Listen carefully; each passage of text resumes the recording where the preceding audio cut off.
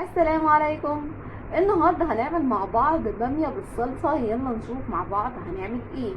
ممكن نقدمها في طاجن وممكن ان احنا نقدمها في اطباق عادي. يلا نشوف مع بعض هنعمل ايه. ادي دي نص كيلو باميه انا قمعتها، ولازم الباميه اللي بالصلصه تكون صغيره كده، ما ينفعش تكون اللي هي الكبيره. طب لو مفيش غير الكبيره، ممكن ان انت تقسميها اتنين، بس طبعا يفضل اللي هي الصغيره دي لانها دي بتبقى حلوه جدا. طيب احنا غسلناها وقمعناها وهي جاهزه خلاص ان احنا نعملها. يلا نشوف مع بعض. ادي اول حاجه هعملها، هنزل بمعلقه من السمنه. تمام كده، اسيبها تسيح وبعدين انزل عليها ببصله كبيره مبشوره او مقطعه زي ما تحبي، او مفرومه الموجوده عندك. تمام كده.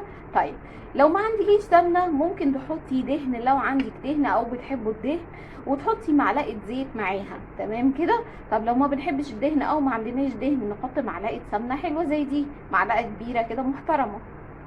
وقات نزلنا بالبصله المفرومه بتاعتي اهي. تمام كده، نديها تشويحه حلوه كده، وبعدين ننزل ب3 فصوص ثوم.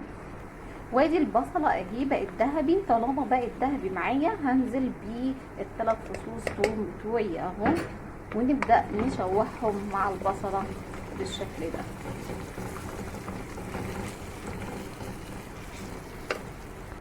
هننزل عليهم بمعلقه من البهارات، ونص معلقه كزبره، ونص معلقه من الملح بشطه بكمون، ومعلقه من الملح. ونقلب كل المكونات دي بتاعتنا كويس قوي. وبعد ما نقلبها نكون طبعا مجهزين 4 حبات من الطماطم مضروبين في الخلاط. تمام كده، هننزل بيهم على الحاجه بتاعتي. ونزلت بفص مرق الدجاج ونقلب كويس. طبعا انا ما حطيتش مرقه الدجاج في الاول عشان انا بحب احطها على الطماطم عشان تدوب.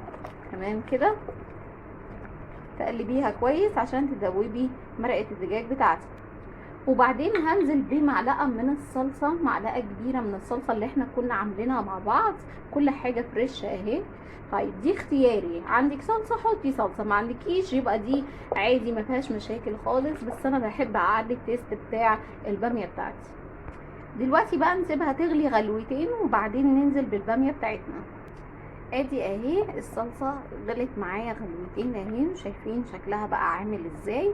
طبعا انا ممكن اقلل الميه اللي انا بحطها مع الطماطم، وبعدين ممكن احط لو عندي شوربه لحمه او شوربه فراخ زي ما احنا حابين. وممكن طبعا لو احنا عايزين نحط اللحمه مع الباميه، لو عندك انت لحمه وعايزه تحطيها مع الباميه في نفس الحله، واحنا بنحمر البصله بعد ما نحمرها ننزل باللحمه ونديها تشويحه حلوه صغننه كده، وبعدين ننزل الصلصه بتاعتنا. تمام كده. يلا بينا بقى دلوقتي ننزل الباميه بتاعتنا. ادي الباميه بتاعتنا اهي، نزلناها في الصلصه بعد ما اتسبكت. شايفين شكلها عامل ازاي. نديها بقى غلوه وبعدين اللي هي نسيبها تستوي براحتها. هنغطيها بس ما تغطيش للاخر. ليه؟ عشان يفضل الباميه بتاعتي فريش كده وشكلها فاتح معايا. ادي اهي بعد ما خلصت معايا، شايفين اللي هو لازم تحافظي على السوا بتاعها كويس قوي وتتابعيها عشان خاطر الباميه بتستوي بسرعه جدا. تمام كده. يلا بينا بقى نقدمها. وادي الباميه بعد ما غرفتها انا حطيتها في طاجن. الطاجن بيحافظ على سخونتها، فانا بحب اقدمها في الطاجن. وكمان ان انت ممكن تسخني طاجن قبل ما تحطي الباميه بتاعتك، هيفضل اول لقمه وانت بتاكليها في الباميه تبقى زي اخر لقمه. طبعا في ناس بتحب تعصر عليه ليمون. تمام كده، انت ما تعصريش عليها بعد ما تخلصيها. لازم عند التقديم اللي يحب يعصر على الطبق بتاعه يعصر، غير كده مفيش. اشوفكم على خير في فيديو جديد. السلام عليكم ورحمة الله.